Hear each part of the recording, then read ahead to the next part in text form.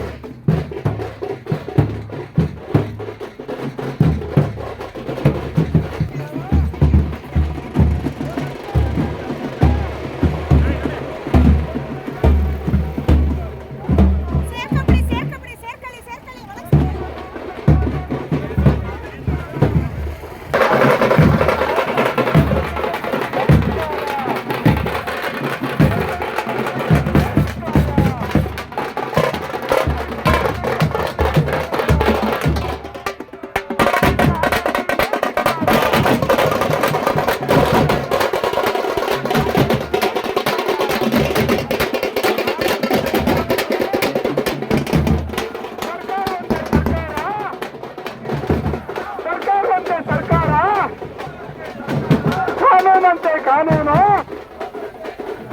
ಏನೇ ಬರಲಿ ಪೊಲೀಸ್ ಬರಲಿ, ಮಳೆಯೇ ಬರಲಿ, ಮಿಲಿಟರಿ ಬರಲಿ, ಪೊಲೀಸ್ ಬರಲಿ,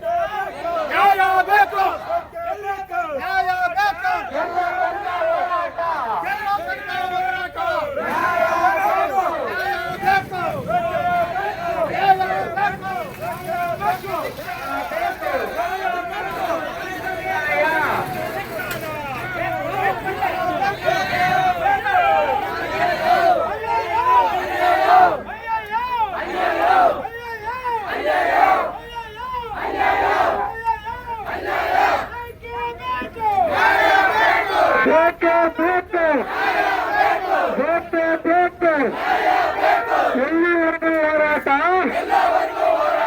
ಯಾತಕ್ಕೆಲ್ಲ ಹೋರಾಟ.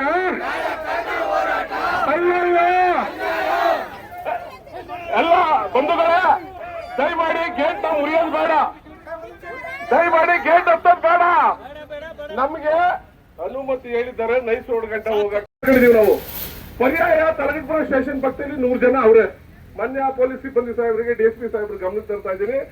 ಅಲ್ಲಿ 100 ಜನ ಸ್ಟೇಷನ್ ಪಕ್ಕದಲ್ಲಿ ನಾವು ಅದನ್ನ ಸಪರೇಟ್ ಆಗಿ ಇಟ್ಟಿದೀವಿ. ನಮಗೆ ಇಲ್ಲಿ ವೇರಿಯೇಷನ್ ಆದ್ರೆ ನಾವು ಅವ್ರಿಗೆ ಕಂಟಿನ್ಯೂ ಮಾಡ್ತಾರೆ. ದಿಕ್ ತಪ್ಪಿದೆ ನಮ್ಮ ಹೋರಾಟಕ್ಕೆ. ದಯಮಾಡಿ ಸಹಕಾರ ಮಾಡಿ. ನೀವೇನ್ ಹೇಳಿದ್ರಿ ನೈಸ್ ರೋಡ್ ಇದ್ರ ಗಂಟ ನಮ್ಗೆ ಸಹಕಾರ ಕೊಡಿ. ಆಮೇಲೆ ಅವರು ಬರ್ತಾರೆ ನಮ್ಮೂರಲ್ಲಿ 2 ಕ್ಲಬ್ ಮಾಡಿ ನೀವು ನಿಮ್ಗೆ ಹೇಳ್ತೀರ ತೀರ್ಮಾನ ತಗೊಳ್ಳೋಣ. ಇಲ್ಲ ಅಂದ್ರೆ ಅವ್ರಿಗೆ ಚಲಾವಣೆ ಕೊಡ್ತಾರೆ. ತಲಗಡಪುರ ಸ್ಟೇಷನ್ ಬೇರೆ ಗ್ಯಾಂಗ್ ಇದೆ. ತಲಗಡಪುರ ಸ್ಟೇಷನ್ ಹತ್ರ ನಮ್ದು ಬೇರೆ ಗ್ಯಾಂಗ್ ಇದೆ. ಈಗ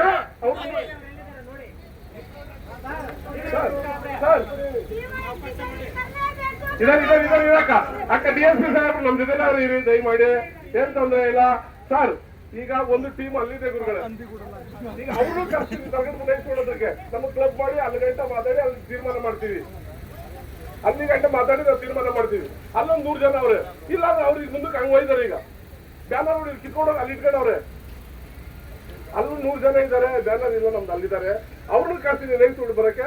ನೈಸ್ ರೋಡಲ್ಲಿ ಒಂದು ಮಾತುಕತೆ ಮಾಡಿ ಒಂದು ತೀರ್ಮಾನ ಮಾಡಿ ತಮ್ಮ ಅಧ್ಯಕ್ಷತೆಯಲ್ಲಿ 31 ದಿನ ನಮಗೆ ಪೊಲೀಸ್ ಇಲಾಖೆ ಸಹಕಾರ ಕೊಟ್ಟಿದೆ.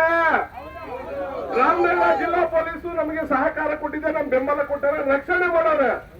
ಕೊನೆ 2 ಅವರಲ್ಲಿ ನಾವು ರದ್ದು ಮಾಡ್ಕೊಳ್ಳೋದು ಬೇಡ. ರಾಮನಗರ ಜಿಲ್ಲಾ ಪೊಲೀಸು ನಮ್ ಜೊತೆಗಿದ್ದಾರೆ. ರಾಜ್ಯ ಪೊಲೀಸ್ ಇಲಾಖೆ, ಬೆಂಗಳೂರು ಪೊಲೀಸ್ ಕಮಿಷನರ್ ಸಾಹೇಬರು ನಮ್ ಜೊತೆಗಿದ್ದಾರೆ ಅಂತ ನಮ್ ಬೆಂಬಲ ಇದೆ. 31 ದಿನ 3 ಗಂಟೆ ಮಾಡ್ಕೊಳ್ಳೋದು ಬೇಡ. ಇನ್ನು 3 ಗಂಟೆ ಜಾತ್ರೆ ಹೋಗ್ಬೇಕಾದ್ರೆ ವಿಧಾನಸೌಧ ಕೂಡ 4 ಅವರ್ ಹೋಗ್ತೀವಿ. ನೈಸ್ ರೋಡ್ ಬಂದ್ರೆ 20 ನಿಮಿಷಕ್ಕೆ ಹೋಗ್ತೀವಿ. ಅವರು ಬ್ಯಾನರ್ ಸಮೇತ ಇಲ್ಲಿ ವಾಪಸ್ ಬರ್ಲಿ. ನಿಮ್ ಸಹಕಾರವನ್ನು ನೀಡಿರ್ತೀವಿ. ಅದೇ ರೀತಿ ನಿಮ್ಮ ಸಂಘಟನೆಯವರು ಸಹ ನಮ್ಮ ಪೊಲೀಸ್ ಇಲಾಖೆಯವರ ಜೊತೆ ಕೈ ಜೋಡಿಸಿ ನಮಗೆ ಕೂಡ ಸಹಕಾರ ಕೊಟ್ಟಿದ್ದೀವಿ. ಸೊ ಇಷ್ಟು ದಿನ ಇದು ಒಳ್ಳೆ ರೀತಿಯಲ್ಲಿ ನಡ್ಕೊಂಡ್ ಬಂದಿದೆ ಪ್ರತಿಭಟನೆ. ಇವತ್ತು ನೀವು ಒಂದು ಪಾದಯಾತ್ರೆ ಒಂದು ಕಾರ್ಯಕ್ರಮವನ್ನು ಹಮ್ಮಿಕೊಂಡಿದ್ದೀರಿ. ಈ ಪಾದಯಾತ್ರೆ ಸಂಬಂಧಪಟ್ಟಂತೆ ಬೆಳಗ್ಗೆ ನೀವು ಅಲ್ಲಿಂದ ಹೊರಟು ಆರ್ಟ್ ಆಫ್ ಲಿವಿಂಗ್ ಇಂದ ಹೊರಟು ಇಲ್ಲಿವರೆಗೂ ನೀವು ಬಂದಿದ್ದೀರಿ. ಈಗ ನಿಮ್ಮ ಕೂಗು ನೀವೇನು ಹೋರಾಟದ ಕೂಗು ನೀವೇನು ಕೂಗಿದ್ದೀರಿ ಇದು ಆಲ್ರೆಡಿ ಎಲ್ಲಿ ಮುಟ್ಟಬೇಕು ಅಲ್ಲಿ ಮುಟ್ಟಿದೆ. ನಿಮ್ಗೆ ಆಲ್ರೆಡಿ ಇವಾಗ ಯಶಸ್ಸು ಸಿಕ್ಕಿದೆ. ನಿಮ್ಗೆ ಆಲ್ರೆಡಿ ಇವಾಗ ಅದು ನಿಮ್ಗೆ ಆಲ್ರೆಡಿ ಸಿಕ್ಕಿದೆ. ಸೊ ನಿಮ್ಮ ಏನು ಕಾರ್ಯಕ್ರಮ ನೀವು ಏನು ಅನ್ಕೊಂಡಿದ್ದೀರಿ ಅದು ಯಶಸ್ವಿಯಾಗಿದೆ. ಆದರೂ ಸಹ ನೀವುಗಳು ನಾವು ಈ ರೀತಿಯಾಗಿ ನಾವೊಂದು ಮೆಮೊರಾಂಡಮ್ ಕೊಡಬೇಕು ಅಥವಾ ನಾವೇನೋ ಒಂದು ರಿಕ್ವಿಷನ್ ಕೊಡಬೇಕು ಅಂತ ಹೇಳಿ ನೀವು ಮನವಿ ಹೇಳ್ತಾ ಇದ್ರಿ. ಅದಕ್ಕೆ ತಕ್ಕನಾಗಿ ನಾವು ಆಲ್ರೆಡಿ ಅದಕ್ಕೆ ಒಂದು ವ್ಯವಸ್ಥೆ ಮಾಡ್ಕೊಂಡಿದ್ದೀವಿ. ಸೊ ಯಾರು ನೀವು ಅಲ್ಲಿ ಹೋಗ್ಬೇಕು ಅಂತ ಹೇಳ್ತೀರೋ ಅದು ನೀವೇ ಯಾರನ್ನ ಆಯ್ಕೆ ಮಾಡ್ಕೋತೀರೋ ಅಂತ ಮುಖಂಡರುಗಳನ್ನ ನಾವು ಕರ್ಕೊಂಡು ಅಲ್ಲಿ ಎಲ್ಲಿ ನೀವು ಹೋಗ್ಬೇಕು ಅಂತೀರೋ ಅಲ್ಲಿ ಕರ್ಕೊಂಡು ಅದಕ್ಕೆ ಸಂಬಂಧಪಟ್ಟಂಗೆ ಸೂಕ್ತವಾಗಿ ನಾವು ಒಂದು ಇದನ್ನ ಕಲ್ಪಿಸಿದ್ದೀವಿ. ನೀವು ವ್ಯವಸ್ಥೆ ಮಾಡಿದ್ದೀವಿ. ಸೊ ಹಂಗಾಗಿ ದಯವಿಟ್ಟು ಸಹಕಾರ ಮಾಡಿ. ನಿಮ್ಮೆಲ್ಲ ಹೋರಾಟ ಈಗ ಸಫಲ ಆಗಿದೆ. ಈಗ ಇಲ್ಲಿಗೆ ನಿಮ್ದು ಹೋರಾಟ ಇದು ಮಾಡಿ ಮುಕ್ತಾಯ ಮಾಡಿ ನೀವು ಯಾರು ಬರ್ತೀರೋ ಅಲ್ಲಿ ಬಂದು ನಮ್ಮ ಜೊತೆ ಬಂದು ನಾವು ಕರ್ಕೊಂಡು ಹೋಗ್ತೀವಿ. ಕರ್ಕೊಂಡು ಹೋಗೋ ವ್ಯವಸ್ಥೆ ನಾವು ಮಾಡಿದ್ದೀವಿ. ಒಂದು ನಿಮಿಷ. ಈಗ ತಮ್ಮ ಸಹಕಾರದಲ್ಲಿ ಯಾವುದೇ ರೀತಿ ನಮಗೆ ಭಿನ್ನಾಭಿಪ್ರಾಯ ಇಲ್ಲ ಸರ್. ಒಳ್ಳೆಯ ಅಭಿಪ್ರಾಯ ಇದೆ. ಹಾಗಾಗಿ ಏನೀಗ ನಿಮ್ಮ ಲಿಮಿಟ್ ಇಲ್ಲಿ ಆರ್ಟ್ ಆಫ್ ಲಿವಿಂಗ್ ಅಂತ ಏನಿದೆ, ಆರ್ಟ್ ಆಫ್ ಲಿವಿಂಗ್ ಅವರು ರಂಗಮ್ಮಜ್ಜಿ ಅಂತವರು ಇಲ್ಲಿ ಲಕ್ಷ್ಮೀಪುರದ ನಿವಾಸಿ. ಅವ್ರಿಗೆ ಸೇರಿದಂತಹ ಲ್ಯಾಂಡು ಅವರ ಮೂಲ ಅವರ ಮಾವನಿಗೆ ಗ್ರಾಂಟ್ ಆಗಿ 1 ವರ್ಷ ಆದಮೇಲೆ ತೀರ್ಕೊತಾರೆ. ಕಾಲ ಆದಮೇಲೆ ಅವ್ರ ಸರ್ವೇ ಸಾಮಾನ್ಯವಾಗಿ ಅವ್ರ ಹಸ್ಬೆಂಡ್ ಬರುತ್ತೆ. ಅವ್ರ ಹಸ್ಬೆಂಡ್ಗೂ ಕೂಡ ಬಂದಾದಮೇಲೆ ಅವ್ರ ಹಸ್ಬೆಂಡು ಇರಬೇಕಾದ್ರೆ ಗಂಡ ಇರಬೇಕಾದ್ರೆ ಸುಮಾರು ಒಂದು 35-40 ವರ್ಷ ಆ ಜಾಗ ಉಳುಮೆ ಮಾಡಿದ್ದಾರೆ. ರಾಗಿ ಬೆಳೆದಿದ್ದಾರೆ, ಹುರುಳಿಕಾಳು ಬೆಳೆದಿದ್ದಾರೆ, ಜೋಳ, ಈ ಥರ ಪ್ರತಿ ವರ್ಷಕ್ಕೂ ಹಾಕೊಂಡು ಬೆಳೀತಾ ಇದ್ರು ಅವರು. ಅದಾದಮೇಲೆ ಏಕಾಏಕಿ ಆಶ್ರಮದವರು ಇಲ್ಲಿ ಸುತ್ತಮುತ್ತ ಕಬ್ಜಾ ಮಾಡ್ಕೊತಾರಲ್ವ, ಸೇಮ್ ಅದೇ ಥರ ಏಕಾಏಕಿ ಕಾಂಪೌಂಡ್ ಹಾಕ್ಬಿಟ್ಟಿದ್ದಾರೆ. ಅವ್ರು ನಡೆದಾರ ಬಂಡಿ ದಾರಿನೂ ಬಿಟ್ಟಿಲ್ಲ. ಆ ನಡೆದಾರ ಬಂಡಿ ದಾರಿಗೂ ಕೂಡ ಕಲ್ಲು ತಗೊಬಂದು ಸುರಿದು ಬಿಟ್ಟಿದ್ದಾರೆ. ಸುತ್ತ ಮುಳ್ತಂತಿ ಹಾಕಿಬಿಟ್ಟಿದ್ದಾರೆ. ಅವ್ರಿಗೆ ಹೋದಾಗ ಅವ್ರಿಗೆ ಜಾಗ ಬಿಟ್ಟಿಲ್ಲ. ಆ ರಂಗಮ್ಮಜ್ಜಿ ಅಂತ ಯಾರಿದ್ದಾರೆ, ಇದೇ ರವಿಶಂಕರ್ ಗುರೂಜಿ ಆಶ್ರಮದಲ್ಲಿ ಅವರು 15 ವರ್ಷಗಳ ಕಾಲ ಆಯಾ ಕೆಲಸ ಮಾಡಿದ್ದಾರೆ. ಏಕಾಏಕಿ ಅವ್ರನ್ನ ಈ ಜಮೀನು ಇಶ್ಯೂ ಬಂದಾಗ ನೀನು ಬಾತ್ರೂಮ್ ತೊಳಿ, ಇಲ್ಲ ಅಂತಂದರೆ ನಿನ್ನ ಕೆಲಸನ ಹೋಗು ಅಂತ ಅಂದ್ಬಿಟ್ಟು ಕೆಲಸನೂ ಕೂಡ ತೆಗೆದಾಬಿಡಿದ್ರೆ. 15 ವರ್ಷ ಮಾಡಿದಕ್ಕೆ ESAPF ಇಲ್ಲ, ಇನ್ನೊಂದಿನ ಏನನ್ನು ಕೊಟ್ಟಿಲ್ಲ, ಯಾವುದೇ ರೀತಿ ಭತ್ಯೆ ಕೊಟ್ಟಿಲ್ಲ, ತೆಗೆದಾಕ್ಬಿಟ್ಟಿದ್ದಾರೆ. ನಮಗೆ ನ್ಯಾಯ ಸಿಗುತ್ತೆ ಅಂತ ಅಂದ್ಬಿಟ್ಟು ನಾವು ಕಳೆದ ಜುಲೈ 17ನೇ ತಾರೀಕು ಅನಿರ್ದಿಷ್ಟಾವಧಿ ಹೋರಾಟವನ್ನು ಸ್ಟಾರ್ಟ್ ಮಾಡಿ ಅಹೋರಾತ್ರಿ ಧರಣಿ ಮಾಡಿ ನಾವು ಹೋರಾಟ ಮಾಡಬೇಕಾದ್ರೆ ಇಲ್ಲಿ ಬಂದಂಥ ಒಬ್ಬ ಮನುವಾದಿ ಪಟಾಪ ಶ್ರೀನಿವಾಸ್ ಅಂತ ಏನಿದ್ದಾನೆ, ಆತನ ಸಮುದಾಯದ ಪರ, ದಲಿತರ ಪರ, ನೊಂದವ್ರ ಪರ ಕೆಲಸ ಮಾಡ್ತೀನಿ ಅಂತ ಹೇಳ್ಕೊಂಡು ಈ ಮನುವಾದಿಗಳ ಏಜೆಂಟ್ ಆಗಿ ಈ ಯಾರು ಗುರುಜಿ ಇದಾರಲ್ಲ, ಗುರುಜಿ ನಮ್ಗೆ ಯಾವುದೇ ರೀತಿ ತೊಂದರೆ ಕೊಟ್ಟಿಲ್ಲ. ಬಟ್ ಈ ಏಜೆಂಟ್ಗಳಿದ್ದಾರೆ ಒಂದು 7-8 ಜನ. ಅದರಲ್ಲಿ ನಂಬರ್ 1 ಬರ್ತಾ ಇರೋದು ಈ ಪಟಾಪಟ್ ಶ್ರೀನಿವಾಸು. ಈ ಪಟಾಪಟ್ ಶ್ರೀನಿವಾಸ್ ಬಂದ್ಬಿಟ್ಟು ಇಲ್ಲಿ ದಲಿತರಿಗೆ ನ್ಯಾಯ ಕೊಡಿಸ್ಬೇಕು ಅದೊಂದು ಬಂದ್ಬಿಟ್ಟು ಅವರ ಬೂಟ್ ನೆಕ್ಕೊಂಡು ನಮಗೆ ನ್ಯಾಯ ಕೊಡಿಸಿಲ್ಲ. ಇಲ್ಲಿ ಯಾವುದು ಅವತ್ತು ನೀವು ನೋಡ್ತಾ ಇದ್ರು, ಹೋಗ್ಬಿಟ್ಟು ನಮ್ಮ ವಿರುದ್ಧನೇ ಕಂಪ್ಲೇಂಟ್ ಕೊಟ್ಟು ಎಲ್ಲರಿಗೂ ದಿಕ್ ತಪ್ಪಿಸಿ ಕರ್ಕೊಂಡ್ಬಂದಿರು. ರಾಜ್ಯ ನಾಯಕರುಗಳನ್ನ ದಿಕ್ ತಪ್ಪಿಸ್ಬಿಟ್ಟು ಕರ್ಕೊಂಡು ಬಂದಿದ್ರು. ದಿಕ್ ತಪ್ಪಿಸ್ಕೊಂಡು ಬಿಟ್ಬಿಟ್ಟು ಕರ್ಕೊಂಡು ಸುಳ್ಳು ಹೇಳ್ಬಿಟ್ಟು ಕರ್ಕೊಂಡ್ಬಂದಾದ್ಮೇಲೆ ಅವ್ರಿಗೆಲ್ಲ ನಿಜ ಗೊತ್ತಾದಾದ್ಮೇಲೆ ಅವ್ರು ಯಾರೂ ಬಂದಿಲ್ಲ. ಕೊನೆಗೆ 500 ರೂಪಾಯಿ ಕೊಟ್ಬಿಟ್ಟು ಬಾಡಿಗೆ ಹೋರಾಟಗಾರನ ಕರ್ಕೊಂಡ್ಬಂದು ಅದ್ರ ಜೊತೆಗೆ ಈ ಆಶ್ರಮದ ಜೊತೆ ಸಂಪರ್ಕ ಇಟ್ಕೊಂಡಿದ್ದಂಥ ಈ ಮಾಜಿ ಗ್ರಾಮ ಪಂಚಾಯತಿ ಮತ್ತು ಜಿಲ್ಲಾ ಪಂಚಾಯತಿ ಅಧ್ಯಕ್ಷರುಗಳು ಮತ್ತು ಈ ಆಶ್ರಮಕ್ಕೆ ಏನು ಒಡನಾಡಿಗಳಿದ್ದಾರೆ ಅವರೆಲ್ಲ ಯಾರು ಹೋರಾಟಗಾರಲ್ಲ, ದಳ್ಳಾಳಿಗಳವರು. ದಳ್ಳಾಳಿಗಳಂದ್ರೆ ಯಾವ ಥರ ಅಂದರೆ ಒಬ್ಬೊಬ್ಬರು ಅಕೌಂಟ್ಗೆ ಆಶ್ರಮದಿಂದ ಚೆಕ್ಗಳ ಮುಖಾಂತರ ಇನ್ನೊಂದ್ರ ಮುಖಾಂತರ 50 ಕೋಟಿಯಿಂದ 100 ಕೋಟಿವರೆಗೂ ಟ್ರಾನ್ಸಾಕ್ಷನ್ ಆಗಿದೆ. ಒಬ್ಬೊಬ್ಬರ ಮೇಲೆ 8-10 FIR ಹಾಕಿದ್ದಾರೆ. ಅಂಥ ಲುಚ್ಚಾಗಳೆಲ್ಲ ಬಂದ್ಬಿಟ್ಟು ನಮ್ಮ ವಿರುದ್ಧ ಬಂದ್ಬಿಟ್ಟು ನಮ್ಮ ಹೋರಾಟ ನರ್ತಿಕ್ಕಕ್ಕೆ ನೋಡಿದ್ರು. ನಾವು ಬಾಬಾ ಸಾಹೇಬರ ಮಾರ್ಗದಲ್ಲಿ ನಡೀತಾ ಇರೋದ್ರಿಂದ, ಬಾಬಾ ಸಾಹೇಬರು ಕಟ್ಟಿರೋಂಥ ಸಮತಾ ಸೈನಿಕ ದಳ ಸಂಘಟನೆಯಿಂದ ಹೋರಾಟ ಮಾಡ್ತಾ ಇರೋದ್ರಿಂದ ಕಳೆದ 1 ತಿಂಗಳುಗಳಿಂದ ನಿರಂತರವಾಗಿ ಹೋರಾಟ ಮಾಡ್ತಾ ಇದ್ದೀವಿ.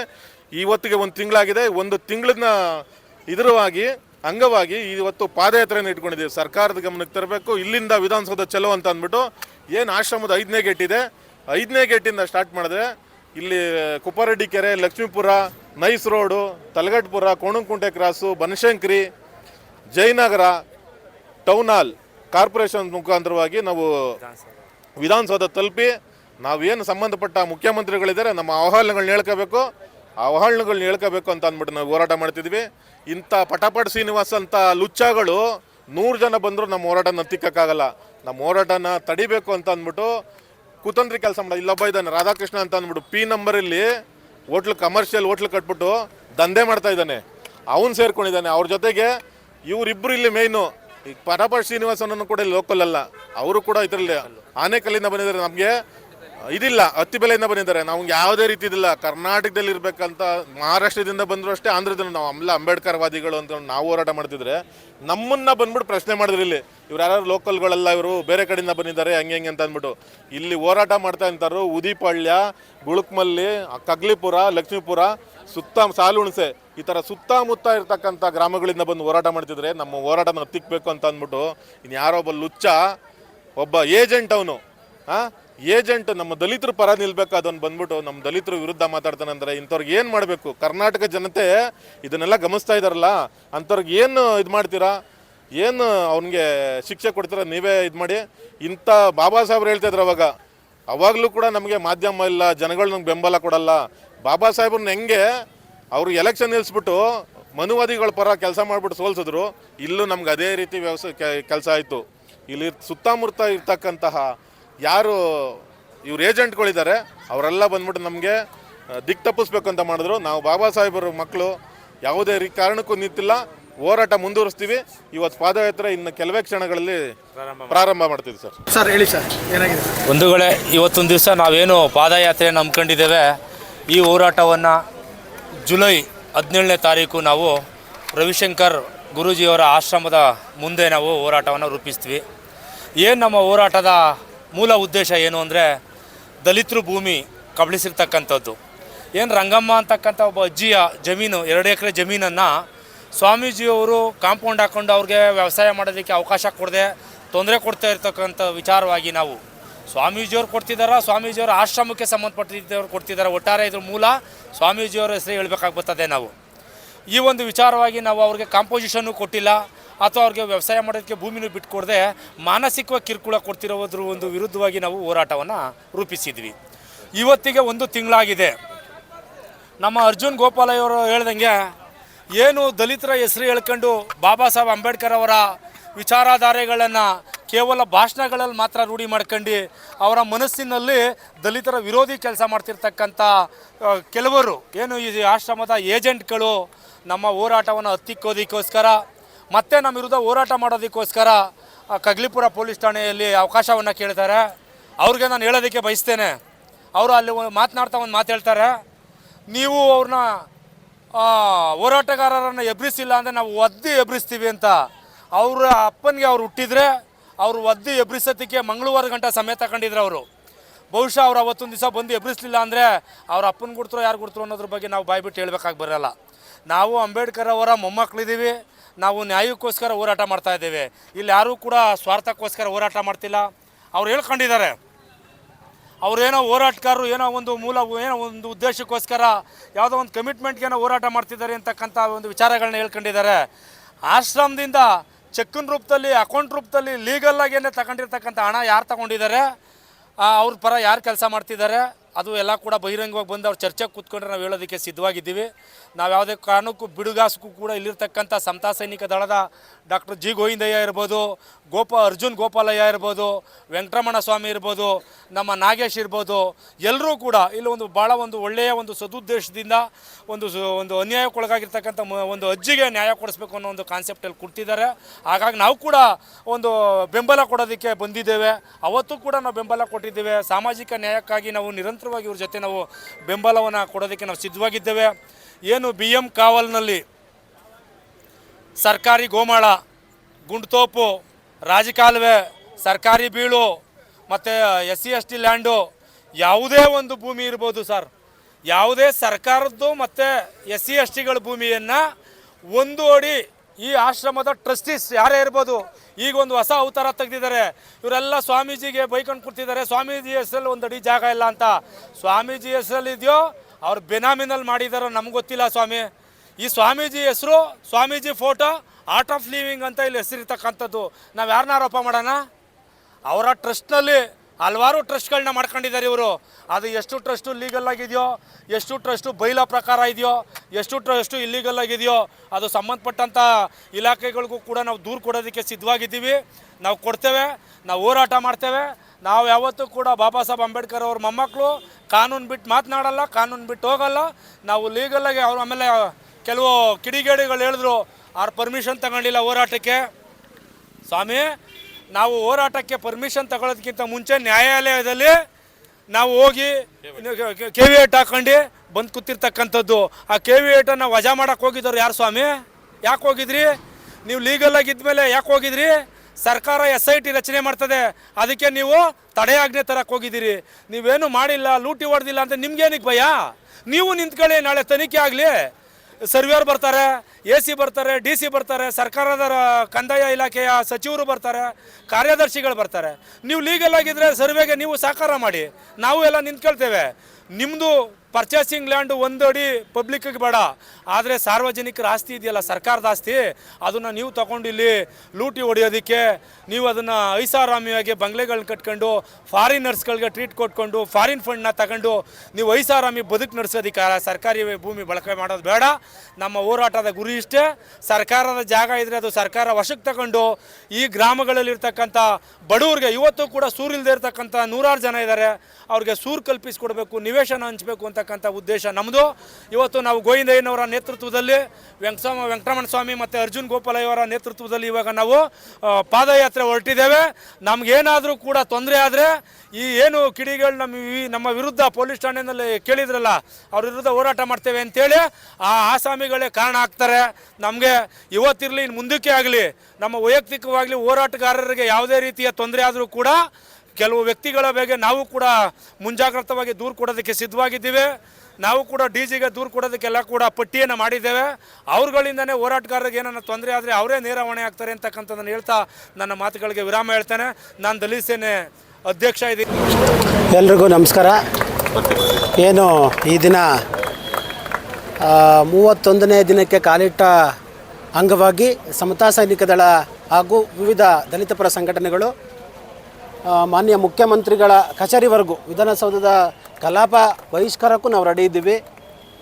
ಆರ್ಟ್ ಆಫ್ ಲಿವಿಂಗ್ನ ಅಕ್ರಮಗಳಿಗೆ ಇವತ್ತು ವಿರಾಮ ಆಗಲಿ. ಎಷ್ಟೋ ಜನ ಇಲ್ಲಿ ನೊಂದಿರಕ್ಕಂತಹ ದಲಿತರು, ತಳ ಸಮುದಾಯಗಳು ಮತ್ತು ಹಿಂದುಳಿದ ವರ್ಗಗಳಿಗೆ ಜಮೀನನ್ನು ಅಂತಹ ಪ್ರಕರಣಗಳೇನಿದ್ದಾವೆ, ಸರ್ಕಾರಕ್ಕೆ ಈಗಾಗಲೇ ಮೆಸೇಜ್ ಹೋಗಿದ್ರೆ ದಯಮಾಡಿ ಈ ಕೂಡಲೇ ಒಂದು ಏನು ನೋಟಿಸ್ ಇಶ್ಯೂ ಮಾಡಿ, ಏನು ಆರ್ಟ್ ಆಫ್ ಲಿವಿಂಗ್ನಲ್ಲಿ ನಡೀತಾ ಅಕ್ರಮಗಳು ಮತ್ತು ಇಲ್ಲಿ ಇದು ಆಶ್ರಮದ ಸಂಬಂಧಪಟ್ಟ ಇಲ್ಲದೇ ಇರೋರು ಲೋಕಲ್ ಅವ್ರು ಬಂದುಬಿಟ್ಟು ಇಲ್ಲಿ ಹೋರಾಟಗಾರರಿಗೆ ತೊಂದರೆ ಕೊಡ್ತಾ, ನೀವೇನಾದರೂ ಹೋರಾಟ ಮಾಡಿದ್ರೆ ಬಂದು ನಾವು ಬಂದು ಒದ್ದೆ ಬೀಸ್ತೀವಿ, ಇವೆಲ್ಲ ಬಿಟ್ಬಿಟ್ಟು ನ್ಯಾಯ ಸಿಗೋದಾದರೆ ನೀವು ಲೋಕಲ್ ಆದ್ರೇನು ಹೊರಗಡೆ ಇದ್ರೇನು ಒಟ್ಟಿನಲ್ಲಿ ಅವ್ರಿಗೆ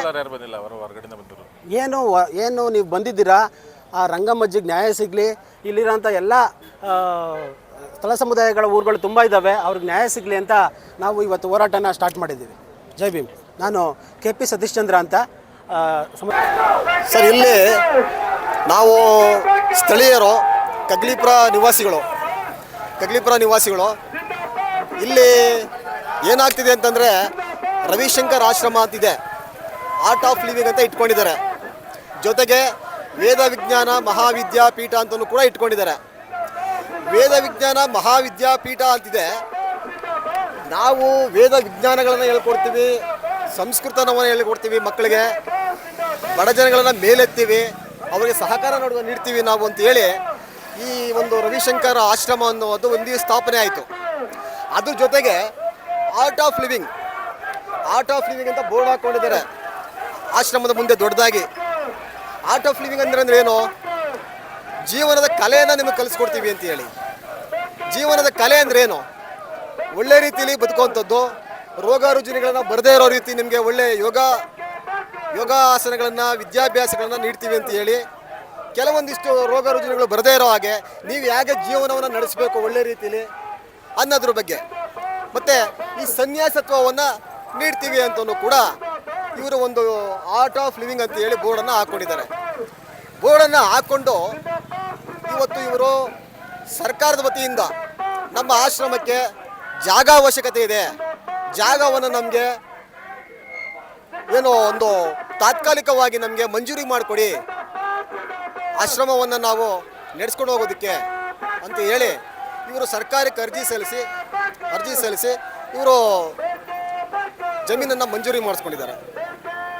ಜಮೀನನ್ನು ಬೇಡಿಕೆ ಏನು ಸರ್? ನಮ್ಮ ಬೇಡಿಕೆ ಏನು ಅಂದರೆ, ಇಲ್ಲಿ ಸಾಕಷ್ಟು ಸರ್ಕಾರಿ ಜಾಗಗಳನ್ನ ಅವ್ರು ಮಂಜೂರಿ ಮಾಡ್ಕೊಂಡಿದ್ದಾರೆ.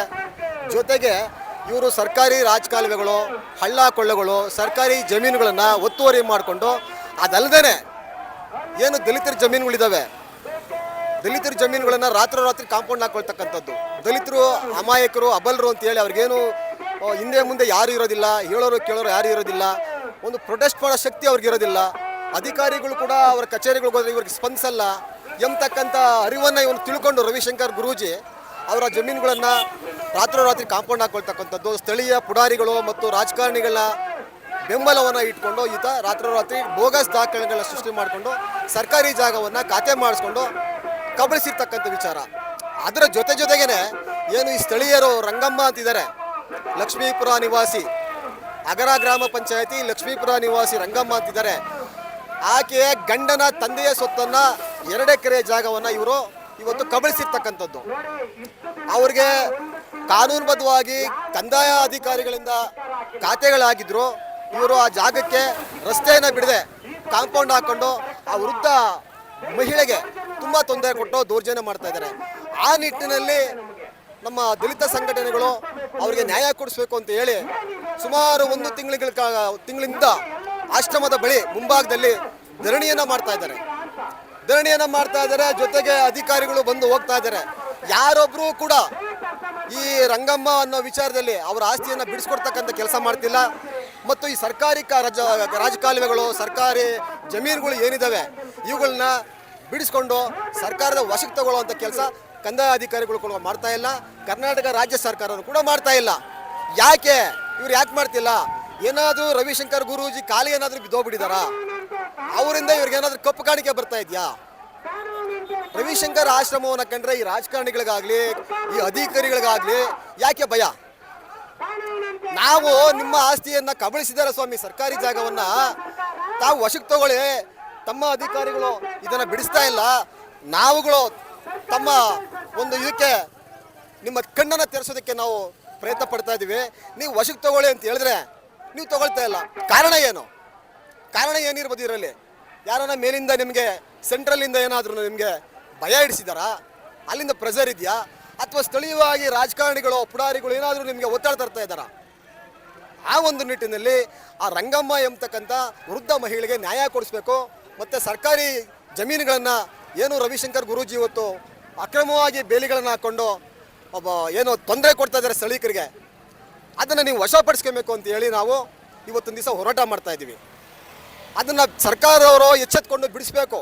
ಸರ್ಕಾರದವರಿಗಾಗಲಿ ಎಚ್ಚೆತ್ಕೊಂಡು ತಾವುಗಳು SIT ತನಿಖೆಗೆ ಅಂತ ವಹಿಸಿದ್ದೀರಿ. ಆ SIT ತನಿಖೆಗೆ ಅಂತ ವಹಿಸಿದ ಮೇಲೆ ಸುಮೇರೋ ರಿಯಾಲಿಟಿ ಪ್ರೈವೇಟ್ ಲಿಮಿಟೆಡ್ ಅಂತ ಹೇಳಿ ರವಿಶಂಕರ್ ಗುರೂಜಿ ಒಂದು ಎಂಟು ಸಂಸ್ಥೆಗಳನ್ನು ಹುಟ್ಟಾಕೊಂಡು ಇವತ್ತು ಆ ಸಂಸ್ಥೆಗಳ ಮುಖಾಂತರ ಸರ್ಕಾರಿ ಜಾಗಗಳನ್ನು ಮತ್ತು ಇನ್ನಿತರೆ ಜಾಗಗಳನ್ನು ವಶಪಡಿಸ್ಕೊಂಡಿದ್ದಾರೆ. ಆ ವಿರುದ್ಧ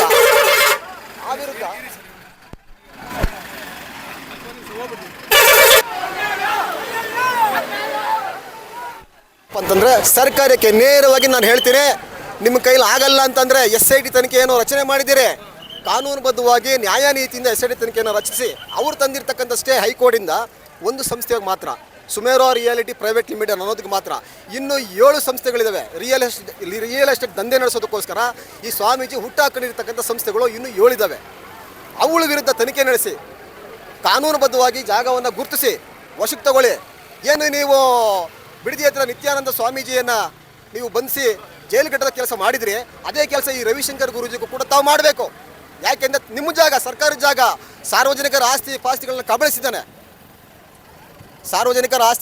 ಕಬಳಿಸಿದ್ದಾನೆ, ರೈತರಿಗೆ ತೊಂದರೆಯನ್ನು ಕೊಟ್ಟಿದ್ದಾನೆ. ಈತ ಸ್ವಾಮೀಜಿ ಅಲ್ಲ, ರಿಯಲ್ ಎಸ್ಟೇಟ್ ಸ್ವಾಮೀಜಿ. ಸರ್ಕಾರಿ ಜಾಗಗಳನ್ನು ಕಬಳಿಸಿ ಅಪಾರ್ಟ್ಮೆಂಟ್ ವಿಲ್ಲಾಗಳನ್ನು ಕಟ್ಟಿ ಮಾರಾಟ ಮಾಡ್ತಾ ಇದ್ದಾನೆ. ಒಬ್ಬ ಸ್ವಾಮೀಜಿ ಆದವರು ಅಪಾರ್ಟ್ಮೆಂಟ್ ವಿಲ್ಲಾಗಳನ್ನು ಕಟ್ಟಿ ಮಾರಾಟ ಮಾಡೋ ಕೆಲಸವನ್ನು ಮಾಡ್ತಾರಾ? ಒಬ್ಬ ಸ್ವಾಮೀಜಿ ಆದವರು ಸದ್ಗುಣಗಳನ್ನು ಹೇಳ್ಕೊಡ್ತಾರೆ, ಸದ್ಗುಣಗಳನ್ನು ಬೆಳೆಸ್ಕೊಳ್ಳಿ ಅಂತ ಹೇಳಿ ಸಾರ್ವಜನಿಕರಿಗೆ ಹಿತ ನುಡಿಗಳನ್ನು ಹೇಳ್ತಾರೆ. ಅದನ್ನು ಬಿಟ್ಟು ತಾವು ಮಾಡ್ತಾ ಇರೋದೇನು? ರವಿಶಂಕರ್ ಗುರೂಜಿಗಳೇ, ನಾನು ರವಿಶಂಕರ್ ಗುರೂಜಿಗಳಿಗೆ ನೇರವಾಗಿ ಮಾತಾಡ್ತೀನಿ. ಆದ್ರಿಂದ ಮಾನ್ಯ ಸರ್ಕಾರ ಇದನ್ನೆಲ್ಲವನ್ನು ಗಮನಿಸಿ SIT ತನಿಖೆಯನ್ನು ರಚನೆ ಮಾಡಿದಿರಿ. ರಚನೆ ಮಾಡೋ ಮುಖಾಂತರ ನ್ಯಾಯಬದ್ಧವಾಗಿ ಕಾನೂನುಬದ್ಧವಾಗಿ ಈ ತನಿಖೆಯನ್ನು ಚುರುಕುಗೊಳಿಸಿ ಯಾವುದೇ ಒತ್ತಡಗಳಿಗೆ ಮಣಿಯದೆ ತಾವು ನಿಷ್ಪಕ್ಷಪಾತವಾಗಿ ತನಿಖೆಯನ್ನು ನಡೆಸಿ ಏನಿವತ್ತು ನೊಂದ ದಲಿತರು ಇವತ್ತು ಸಂಘಟನೆಗಳು ಈ ಬಿಸಿಲಿನಲ್ಲಿ ನೀರು ನೆರಳಿಲ್ಲದೆ ಹೋರಾಡ್ತಿದ್ದಾರೆ, ಅವ್ರಿಗೊಂದು ನ್ಯಾಯ ಕೊಡಿಸೋ ಕೆಲಸನ ಮಾಡಬೇಕು ತಾವು ಅಂತೇಳಿ ನಾನು ಈ ಮುಖೇನ ತಮ್ಮ ಸುದ್ದಿವಾಹಿನಿ ಮುಖೇನ ನಾನು ಕೇಳ್ಕೊಳ್ತೀನಿ. ಜೈ ಭೀಮ್. ನನ್ನ ಹೆಸರು ಆನಂದ್ ಅಂತೇಳಿ, ಕರ್ನಾಟಕ ದಲಿತ ಸಂಘರ್ಷ ಸಮಿತಿ ಪರಿವರ್ತನಾ ಸಂಘಟನೆಯಲ್ಲಿ ಜಿಲ್ಲಾ ಸಮಿತಿಯ ಸದಸ್ಯನಾಗಿ ಕೆಲಸವನ್ನು ನಿರ್ಮಾಣ